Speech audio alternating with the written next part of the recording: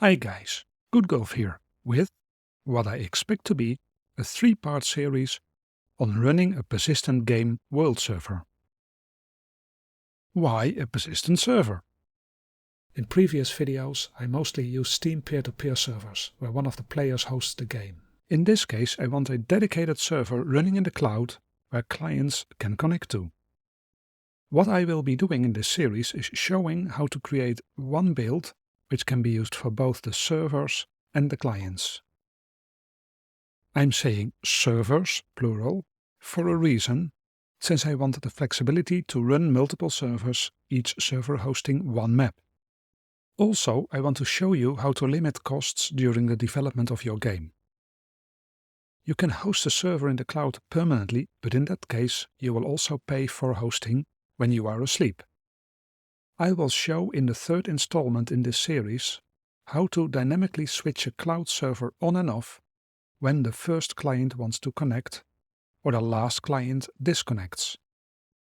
In any hosting service, you will see that the Windows license is a significant cost factor in the hourly rate of running a server. In the second video of this series, I will show a typical setup of a Linux server running in Azure. I picked Azure since I'm most familiar with it, and because it provides lots of management APIs we'll use in the third video. Okay, let's start with a basic setup of our game. As I mentioned, we want to create one project which can be built into a dedicated server and a dedicated client.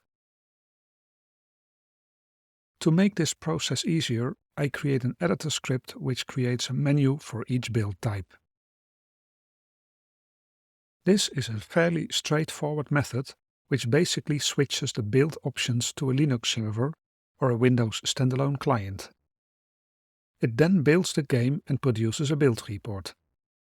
For this build report you will need to import an experimental package, so you may want to comment that out if you don't need it. Okay, the next step is to look at the network manager in the Bootstrap scene. As in previous iterations of this tutorial series, we use a scene at the start of the game which is kept loaded throughout the game and the various scenes loaded.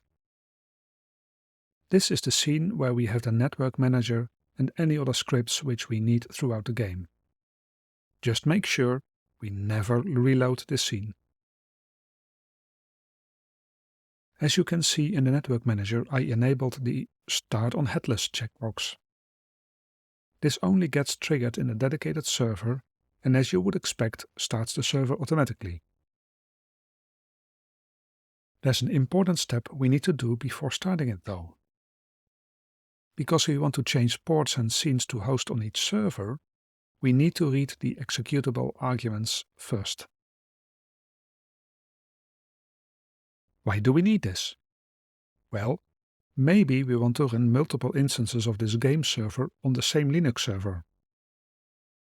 In order to do that, we need to be able to set different listening ports for each server. Also, we want to pass it a scene name for it to use, and a unique server ID which we will use later. So if we look at the server helper script, we see that it uses a script to use the command line arguments as soon as the enable event is called. This happens before the start on headless is called, so we can set the port through the transport manager before the server is started. The rest of the server code is more or less the same as in previous videos.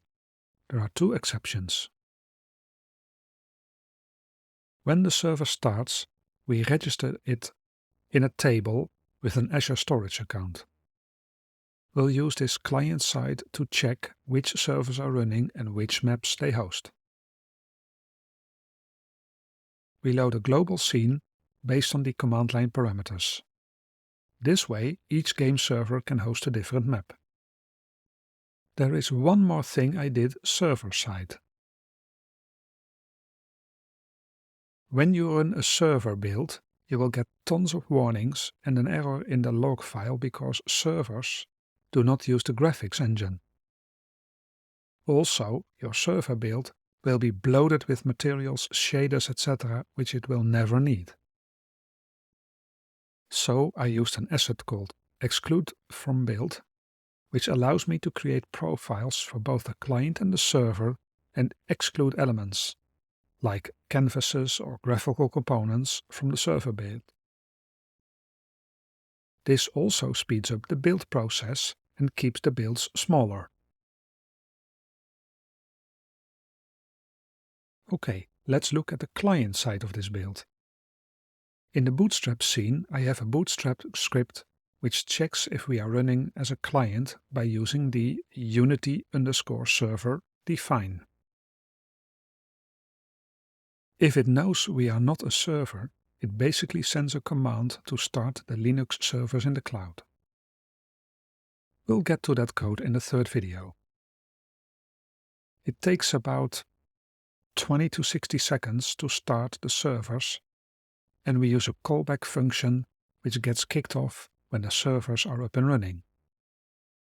Then we start a short timer which sends us to the next screen.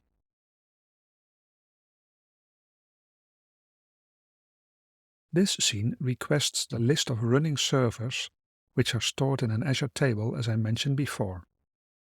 It then populates a text box with the IP address so we can connect. Obviously, this is an early version of the script, since it should also show the port we get from the server table. And in an actual game, we would have a nice interface, perhaps showing a map with icons for the various server-side scenes which are online. From here on, it's the same as we are used to. The client connects to the server and the player prefab is instantiated on the networked game scene. A short recap while the demo starts in the background. By using the conditional compilation define unity_server, we can check if the instance we start is a server or a client. The server starts automatically because it is in headless mode and will load the scene we get passed on as a command line argument. It also uses a listening port it reads from the arguments. The client checks which servers are running and then opens a scene to connect to the server we select. Okay, that's it for today. In the next video, we set up a Linux server, show how to upload the build, and create a startup script with command line arguments. Thanks for watching and please give it a thumbs up if you liked this video.